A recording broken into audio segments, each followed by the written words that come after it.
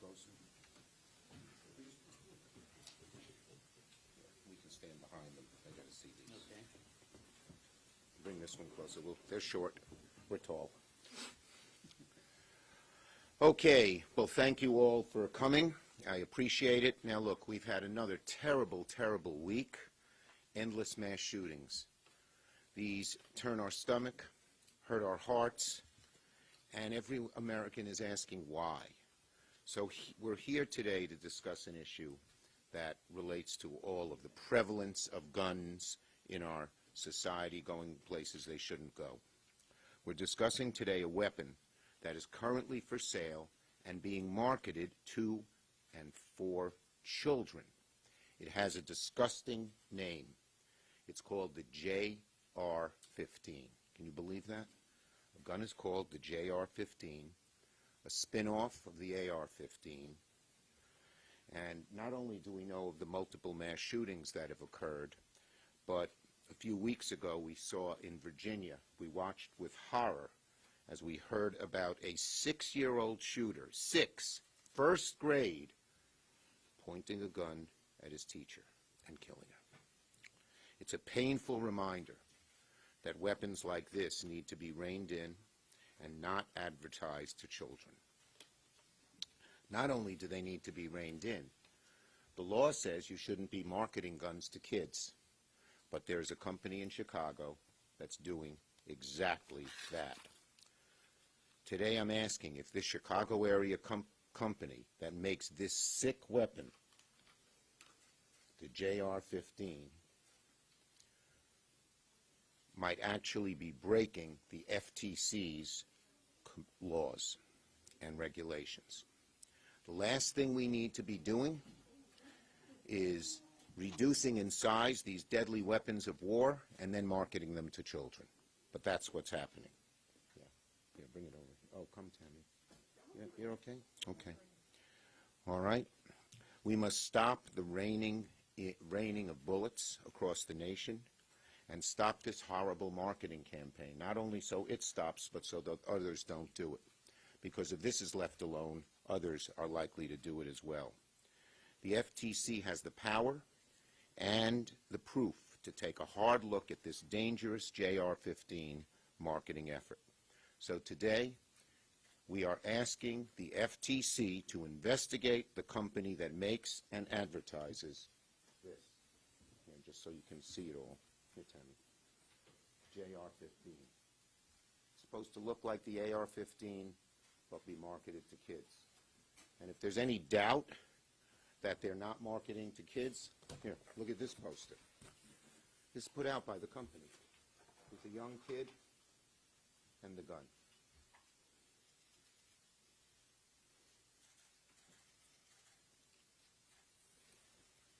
What are we coming to? Let's put this here. People under the age of 18 cannot own a gun. So why is this kind of gun? So why is the company so fervently marketing to kids?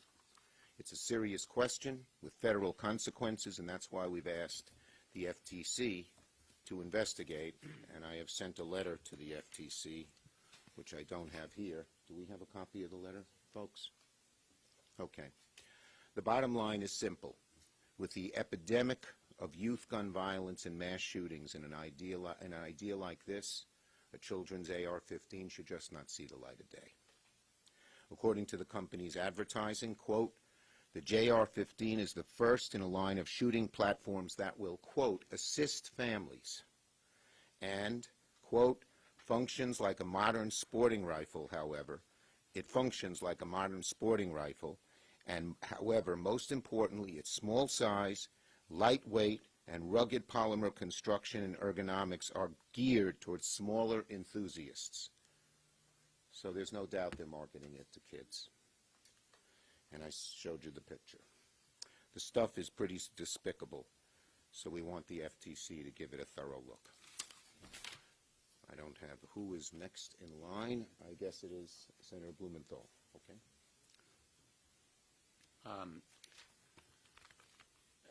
Despicable is the right word. Senator Schumer, but it is absolutely obscene and outrageous that the JR-15, otherwise known as Junior 15, the Junior 15 may be a smaller version of an assault rifle, but there is nothing smaller about the damage that it can do. And let's come right to the point. We don't need new legislation here. We don't need a new law. What we need is enforcement. The FTC has the power. It has the proof in these posters, in its ads, and in the statements of its owner, who said, Eric Schmidt, owner of the We Won, said, "We worked hard on that logo. It's pretty exciting. That keeps the wow factor with the kids, I think." This weapon and these ads are the Joe Camel of the arms industry today. The firearms industry has taken a page from Big Tobacco's book. In fact, they've taken the whole book. Marketing to kids, that's where the money is. And here is the lesson of Big Tobacco. We can win. All we need to do is enforce the law. Deceptive and misleading advertising is already against the law. Saying that these firearms are safe or useful for any reason, marketing them to kids, is against the law. To the FTC, I say, use the tools. Use the law that you have right now. Do not be intimidated or scared by the firearms industry. They may be able to intimidate Congress. They should not intimidate the enforcers. There is nothing junior about this kind of weapon, as we've seen with 6-year-olds, 4-year-olds, teenagers using these kinds of weapons to do great damage in our society. And Senator Markey and I have written to the FTC previously, along with my colleague Senator Murphy, and we are determined that the FTC will do its job. It doesn't need new tools. It has them right now. Senator Murphy. I'm proud to introduce Senator Murphy. Thanks a lot. Thank you, Senator Schumer, for leading this effort. Grateful to all of my colleagues. Listen, this is an open and shut case. This particular company is obviously marketing to kids. That's the entire intention of the gun. But let's just be clear. Makers of AR-15s that are being sold today that we think of as being marketed primarily to adults are also being marketed to kids.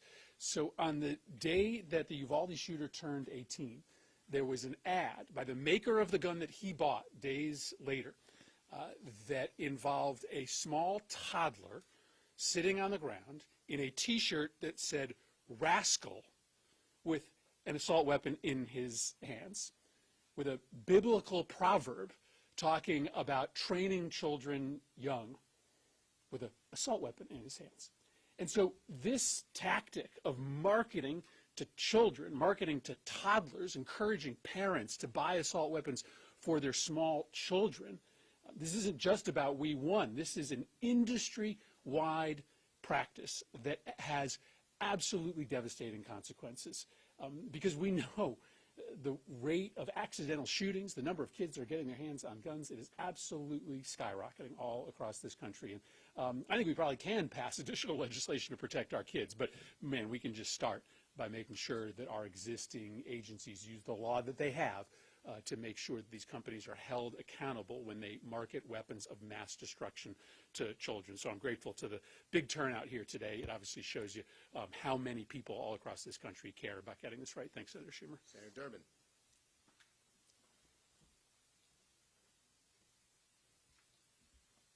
Thank you, Senator Schumer. I've gone to the floor of the Senate twice with these posters, really letting the American people know what JR-15 is all about. We know the reality of gun deaths in the state of Illinois, that horrendous shooting at Highland Park in the 4th of July parade. Among other things, crippled an 8-year-old boy who will be in a wheelchair for the rest of his life. That's the reality of gun violence. There isn't one of us on stage that can't tell the story from a personal perspective. But this is an outrage. It is an outrage that the current laws of the United States of America basically protect and absolve these companies from the same liability every other business faces. That's the reality. But there is no exemption, there is no protection when it comes to this advertising. It is unacceptable for the Federal Trade Commission not to really look at this in honest terms. This is an appeal to children for a product that is inherently dangerous. If there's one thing they should step in to do, it's to protect these children. I'm sorry that the We1 tactical company is based in Illinois, as I'm sure Senator Duckworth is. That unfortunately they are trying to get children to start using military-style weapons. They want more Americans to use these weapons, and they're hooking them to the young with JR-15. It's straight out of the tobacco company playbook, and I know a little bit about this. You can recall what the tobacco companies did to addict people to tobacco at an early age. Their deceptive advertising, as was mentioned, Joe Camel. And once addicted to their products, the poor folks suffered for a lifetime. The same is true with this appeal to children and to their parents of children to buy these weapons that the children themselves can use. Would a small child be sensible enough to avoid using them? Well, we have a 6th grader in a 1st grade classroom that proved otherwise just recently. So let's be honest about it. This is appealing to kids, and it's got to come to an end. Senator Markey. Thank you, Senator Schumer. Thank you for your leadership on this issue. We are here in an important fight for our nation and our children. Not even 1 month into the new year, and the United States is already in the midst of an alarming epidemic of gun violence. In 2023, we have already seen 39 mass shootings. Yet despite this epidemic and its devastating effects on our young people, some weapons manufacturers are blatantly and unabashedly flaunting their efforts to market deadly firearms to children. In 2022, a company known as We1 Tactical unveiled the JR-15, which sounds a lot like the AR-15 on which it is modeled. This Junior 15 is marketed as a kid-friendly version of the weapon of choice used in so many mass shootings. Last May, I led 10 of my Senate colleagues, including Senators Blumenthal and Murphy and Padilla, in urging the Federal Trade Commission to investigate the marketing of these highly lethal firearms to America's children. After I sent that letter, We1 Tactical went dark. Its website was no longer accessible.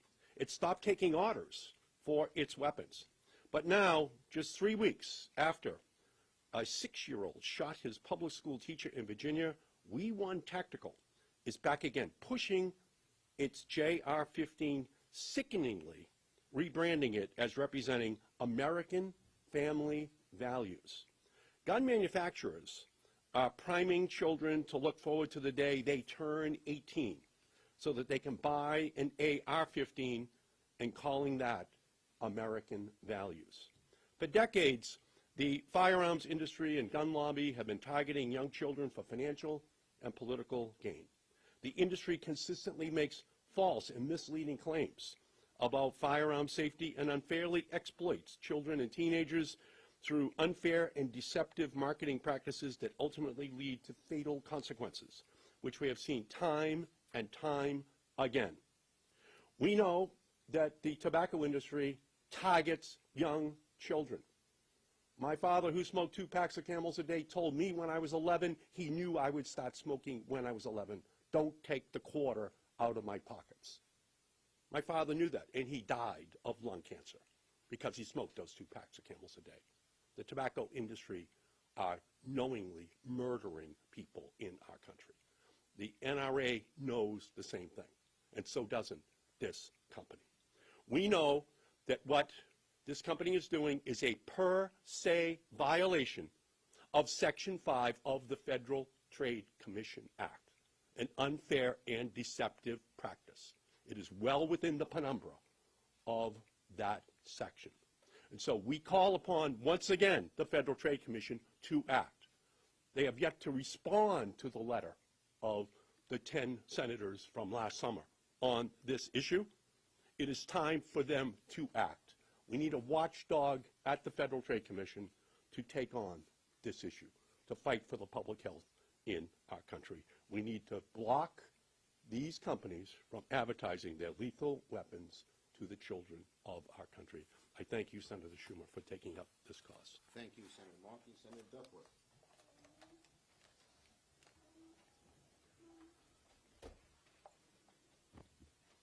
Thank you. I join my colleagues in condemning this marketing campaign. I think I'm the only person on this stage who actually carried an assault weapon for 23 years in my military service and qualified at the expert level in firing those weapons. Let me tell you, these weapons are intended to kill enemy combatants. They are intended to knock down the enemy, rip apart bodies so that they cannot get back up and shoot back at you on the field of combat. These rifles are intended to kill enemy combatants who are wearing body armor. Yet they're remarkably similar to the kind that this company is trying to seduce our kids into coveting.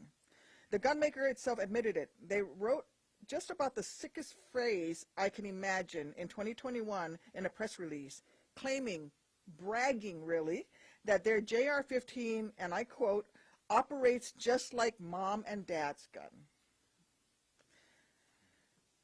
Some of the children in these ads don't yet appear old enough to know their times table. Some of these kids that they're marketing to might not yet be allowed to cut up their own dinner because mommy and daddy still considers the knife to be too sharp. And we certainly don't see companies advertising tactical knives to children of this age, and we would probably be just as upset by it. And yet We Want Tactical has looked at these elementary schoolers, has looked at our babies, and decided that making a few more dollars is worth the added risk to these children's lives. They've made the calculated, craven choice to value their own profits ahead of our daughters' and sons' odds of making it to next year's science fair. Last May, I went to talk to my daughter's Memorial Day class event. Her teacher had asked me to come to explain the meaning of Memorial Day, to talk about the sacrifices that our troops have made to safeguard our freedoms and rights as a nation, including the right to life, liberty, and the pursuit of happiness.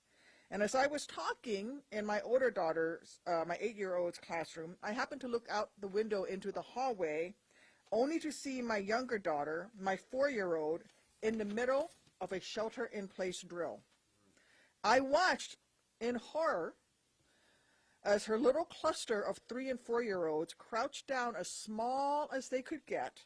I watched as my baby pressed her head against the wall and put her hands over her head as if that was going to stop a round from one of these weapons. She was barely out of her toddler years, and yet she was already being taught how to try to survive if someone with a weapon of war comes into the classroom where she was learning her ABCs, believing that their right to fire assault rifles matters more than her right to make it to the age of 5. What I felt was horror, and I know other parents have felt the same as they try to imagine the unimaginable. I've spoken before about researching ballistic backpacks and ballistic whiteboards for my daughters to have in their classrooms, and the fact of the matter is that those pages are bookmarked in my phone. It's not the first time I've looked at them. Facebook's own employees have cited some of their platform's rifle-promoting ads as dangerous and reckless.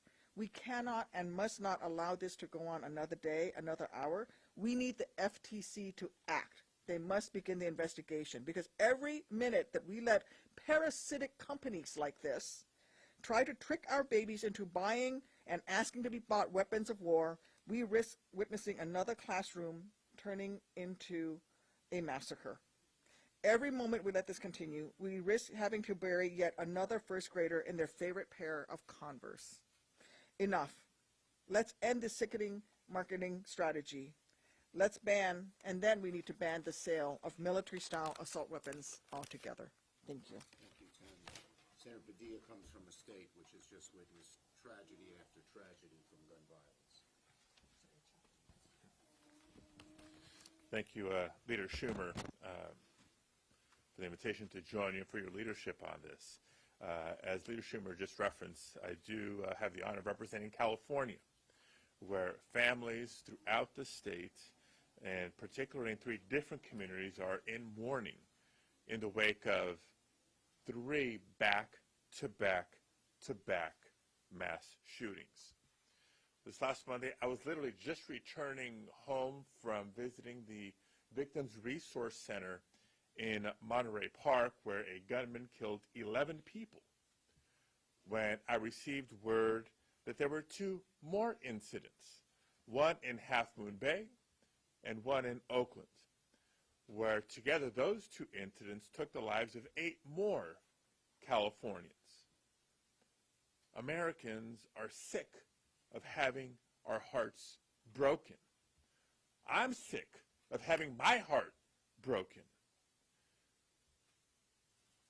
To all the Americans across the country who are demanding that Congress take more action, I want to be clear.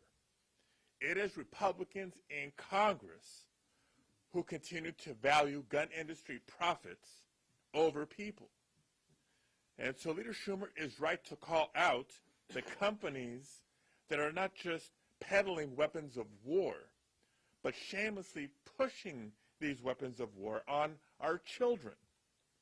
While we're trying to protect schools, while we're working to protect houses of worship and dance halls and other places of comfort in our society, they are propagating a culture of chaos and fear, where Americans' lives are worth less than the profits they can make from a JR-15.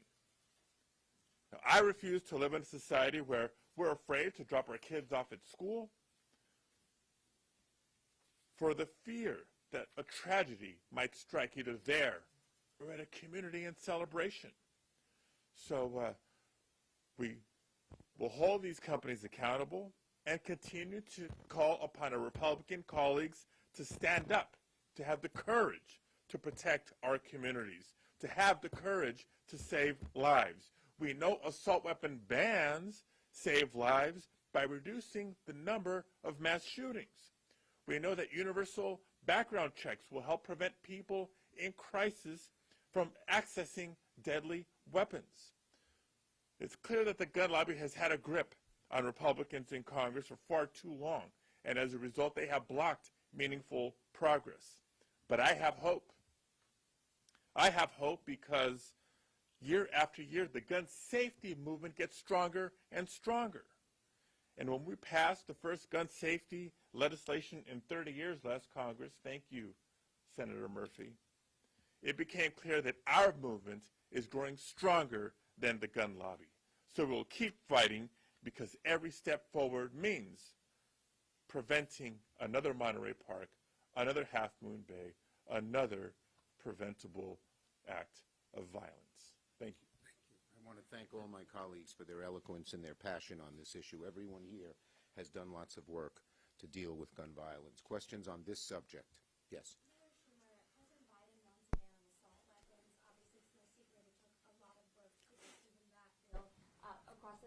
Last summer, but why not force votes on these issues and just get Republicans on the record?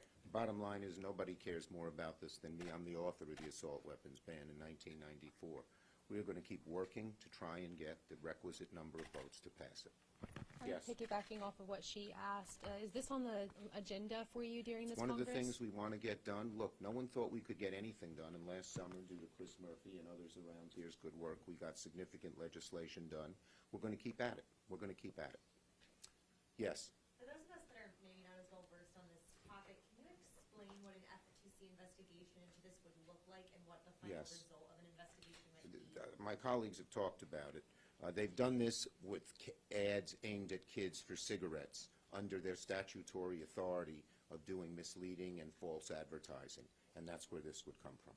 Yes. For Senator Durbin, I was going to ask Senator Duckworth as well. Obviously, this company is based in the state of Illinois. The state of Illinois has some of the strictest gun laws in the country. What does it say that you have advertisers like this based in a state where guns are already restricted quite a bit? These companies are so bold, they believe that they are above the law. They believe they can beat the law in our courts. We just passed in the state legislature an assault weapons ban in Illinois. And, of course, the Republicans went to court immediately and got a stay in many parts of the state and many entities. So they have friends in high places, and they think they'll prevail. And they have the Republicans here in Congress who have stopped efforts at sane gun policy for years. So that explains it as far as I'm concerned. There's no legal explanation. It's just a matter of political power. Thank you, everybody. Senator Schumer. Thank you.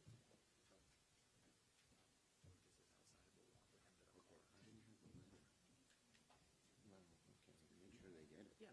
Okay, make sure they get it.